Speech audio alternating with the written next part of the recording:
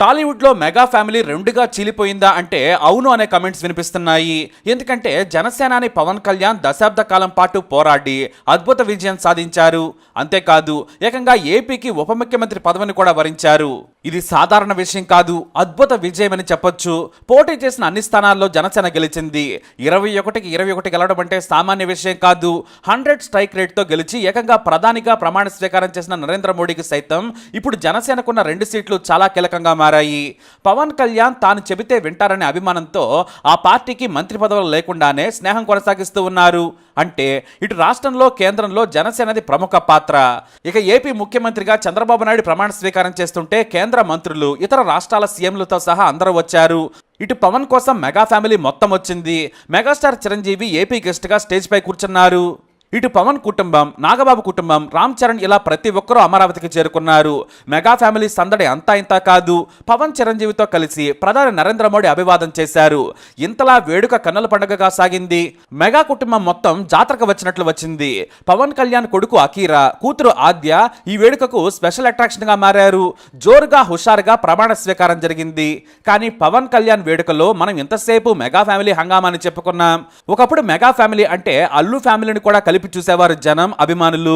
కానీ ఇప్పుడు scene reverse అయినట్లు కనిపిస్తోంది.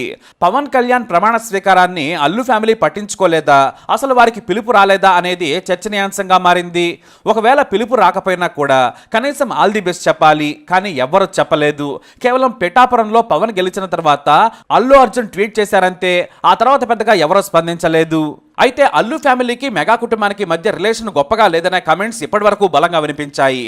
ఈసారి బహిరంగంగా బయటపడ్డాయని చెప్పొచ్చు. ఎందుకంటే ఒక్కరంటే ఒక్కరు కూడా పవన్ కళ్యాణ్ వేడుకకై రాలేదు. టాలీవుడ్ కు చెందిన ప్రముఖ నిర్మాతలందరికీ విఐపి ఆహ్వానాలు అందాయి. వారంతా కూడా వచ్చారు. ఇండస్ట్రీలో పెద్ద నిర్మాతగా సీనియర్ గా ఉన్న అల్లు అరవింద్ కు ఆహ్వానం అందలేదా, ఒకవేళ అందినా ఆయన వెళ్ళలేదా అనే టాక్ వినిపిస్తోంది. ఎందుకంటే నిర్మాతలందరికీ టీడీపీ తరపున ఆహ్వానాలు వెళ్ళాయి. మరేం జరిగింది? మెగా ఫ్యామిలీ అల్లు కుటుంబం విడిపోయిన అంటే అవును అని చెప్పొచ్చు. మొన్నటి వరకు అంతో ఇంతో అల్లు అరవింద్ చిరంజీవి కారణంగా అందరూ కలిసేవారు. కానీ ఇప్పుడు అల్లు అర్జున్ నాగబాబు కారణంగా 2 ఫ్యామిలీలు విడిపోయాయనే టాక్ వినిపిస్తోంది.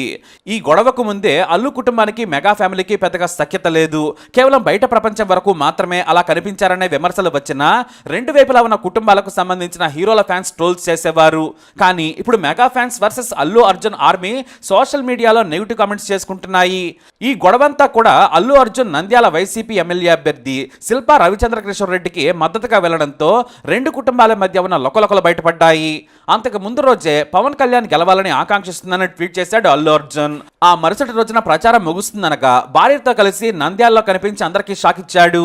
ఇదే వేడుకల్లో అల్లు అర్జున్ ఫ్యాన్స్ జనసేన జెండాలు పట్టుకుని మరీ జై కొట్టారు. కానీ మరుసటి గంటలోనే సోదరి సురేఖతో కలిసి అల్లు అర్జున్ తండ్రి అల్లు అరవింద్ పిఠాపురంలో ప్రత్యక్షమయ్యారు. పవన్ కు మద్దతుగా ప్రచారం కూడా చేశారు.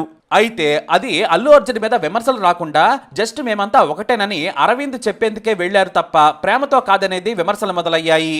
కానీ మెగా బ్రదర్ నాగబాబు ఎంతైనా ఆవేశపరుడు కదా. వెంటనే తన కోపాన్ని ఆయన ట్విట్టర్లో వెళ్ళగక్కారు.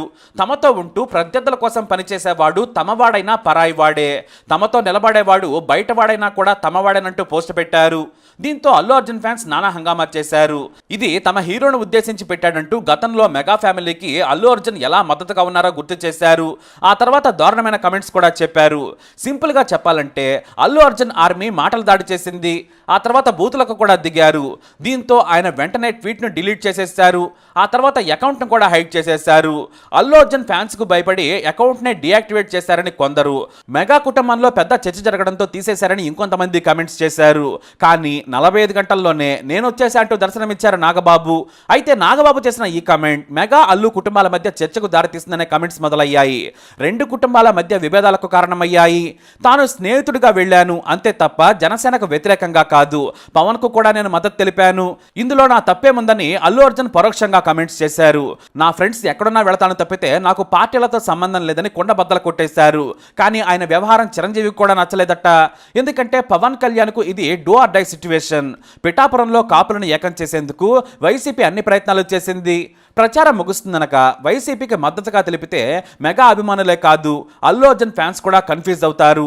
గెలుపు కోసం ఎన్నాళ్ళు పవన్ కష్టపడితే మనవాడే ఓడించేందుకు ప్రయత్నం చేస్తాడా అని సీరియస్ అయ్యారట మెగా కుటుంబ సభ్యులు. దీనిపై అల్లు ఫ్యామిలీ భిన్నంగా స్పందించిందనే కమెంట్స్ కూడా వినిపించాయి. ఇక పవన్ కళ్యాణ్ గెలిచిన తర్వాత మీ రాజకీయ ప్రయాణం గొప్పగా సాగాలి, ప్రజా జీవితంలో మీరు అనుకున్నవి సాధించాలని కోరుతూ ట్వీట్ చేశారు అల్లు అర్జున్. కానీ దానిపై మెగా ఫ్యాన్స్ మళ్ళీ ఫైర్ అయ్యారు, ట్రోల్స్ కూడా చేశారు. నువ్వు ప్రచారం చేసిన నీ ఫ్రెండ్ కూడా ఓడిపోయాడు, ఇక చాలు డ్రామాలు, నీకు కుటుంబం కంటే బయటవాడే ఎక్కువ అయ్యాడా అని మెగా అభిమానులు ట్రోల్ చేశారు. దీంతో దానికి అల్లు అర్జున్ ఫ్యాన్స్ కూడా రిప్లైలు ఇచ్చారు. ఆ తర్వాత కూడా రెండు కుటుంబాలు దగ్గర కాలేదు.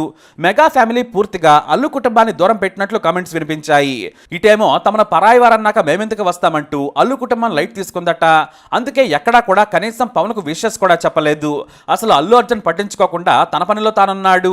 అంటే ఇప్పటికే వీరి మధ్య దూరం పెరిగినట్లు కమెంట్స్ వినిపిస్తున్నాయి.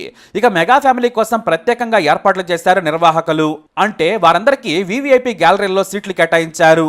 మరి అల్లు అరవింద్ ఫ్యామిలీని పిలవలేదా, మరి పిలిస్తే వాళ్లే పట్టించుకోలేదా అనేది ఎవ్వరికీ తెలియదు. ఒకవేళ పవన్ గెలుపును వారు కూడా సంతోషంగా ఆహ్వానించి ఉంటే పిలిచేవారని, కానీ అల్లు అరవింద్ కుటుంబం కనీసం పవన్ కళ్యాణ్ కు వ్యక్తిగతంగా కూడా విషెస్ చెప్పలేదట. మరోవైపు మెగా ఫ్యామిలీ మొత్తం చిరంజీవి ఇంట్లో పవన్ గెలుపును సెలబ్రేట్ చేసుకుంది. పవన్ ఇంటికి ఆహ్వానించి గజమాలలు వేసి పూలు చల్లి మరీ జైకొట్టారు. ఇటు పవన్ సైతం తన తల్లి అన్నా వదినల కాళ్లు మొక్కి మరీ ఆశీర్వాదం తీసుకున్నారు. మెగా హీరోలు కూడా అక్కడికి చేరుకున్నారు. కానీ అల్లు కుటుంబ సభ్యులు కనీసం ఒక్కరంటే ఒక్కరు కూడా కనిపించలేదు. ఎందుకంటే వారు పవన్ గెలుపును వదిలేశారు. తమను పరాయి వారిగా ప్రతిసారి బహిరంగంగానే విమర్శలు చేస్తున్నారని అందరూ నొచ్చుకున్నారట. దీంతో వారంతా ఈ కార్యక్రమానికి దూరంగా ఉన్నట్లు తెలుస్తోంది. అయితే మనం చెప్పుకున్నవన్నీ కూడా నిజమేనన్నట్టుగా మెగా హీరో సాయి ధరమ్ తేజ్ మరో బాంబు పేల్చాడు. సోషల్ మీడియాలో అల్లు అర్జున్ను అన్ఫాలో చేసి సంచలనం సృష్టించాడు. అంతేకాదు తాను అల్లు అర్జున్ అన్ఫాలో చేశానని మీడియాలోని తన జర్నలిస్ట్ ఫ్రెండ్స్కి కూడా సమాచారం ఇచ్చాడట.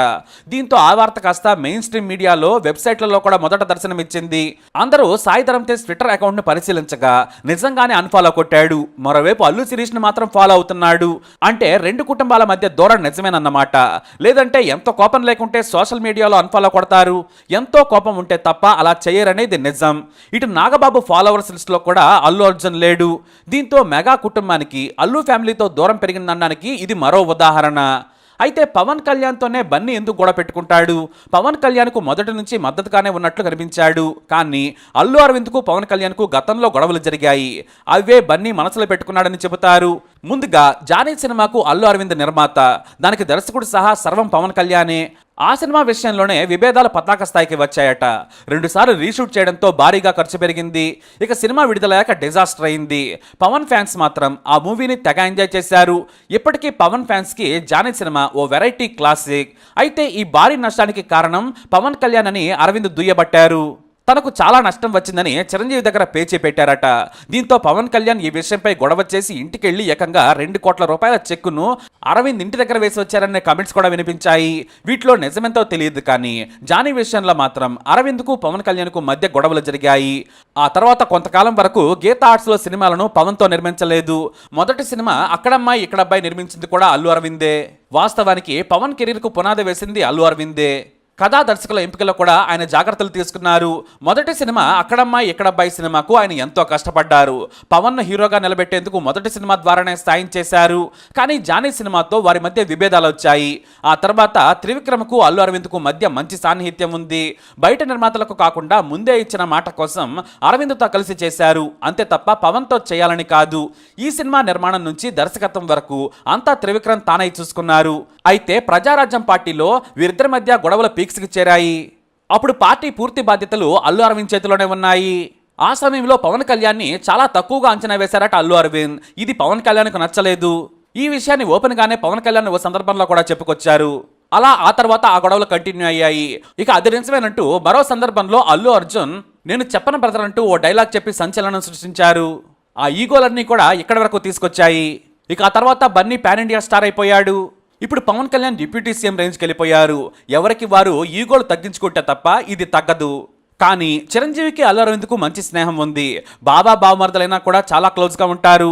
కానీ ఎన్నికలు వారి రిలేషన్ కూడా దెబ్బతీసినట్లు కనిపిస్తోంది. నాగబాబు ఓపెన్ గానే తన కోపాన్ని అల్లు అర్జున్ మీద చూపించారు. ఇటు మెగా హీరోలు వరుణ్ తేజ్, సాయి ధరమ్ తేజ్ సహా ఫ్యామిలీ మెంబర్స్ అంతా కూడా పవన్ వైపు నిలబడ్డారు.